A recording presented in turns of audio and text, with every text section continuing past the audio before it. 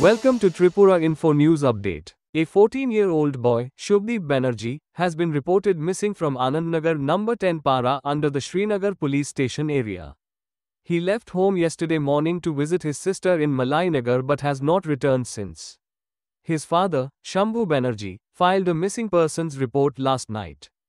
Police are currently investigating and seeking public assistance in locating the boy.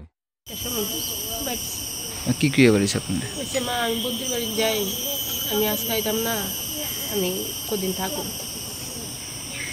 এরপরে যে ওর বাবার দ্বারে আরেকজনে ফোন করছে করে দিয়ে সেরা 8টার সময় এসে বলে দিয়ে সেরা আমরা কইছে এত গেছে না।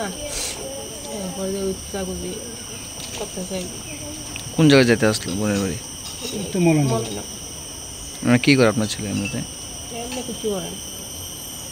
বয়স কত? নাম কি আপনার ছেলে? সমুদ্র ব্যানার্জি। কি মনে হচ্ছে কি কারণে বাড়ি থেকে গেছে? এমনি কোনো ঝগড়া রয়েছে না, সকালবেলা ভাত খাইছে, খাইয়া সেটা ওই বাইরেছে বা কারোর সাথে গেছে, কোনো খোঁজ খবর আপনার পাইছেন? মানে চলতো কার সাথে বেশি? চলতো দুইটা বাচ্চা লাগে,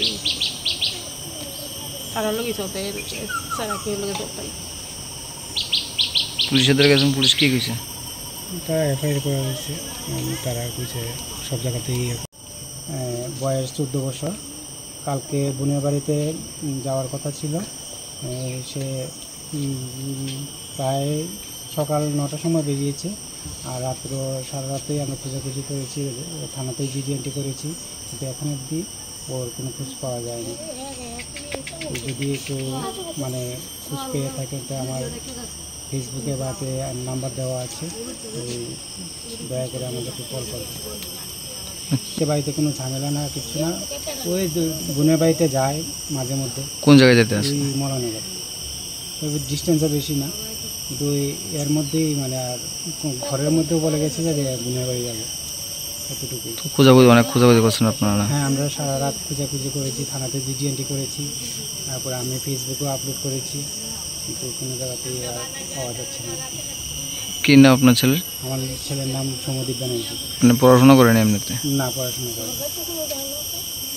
বয়স কত? বয়স 14 বছর। আপনার এই জায়গাটার নাম কি?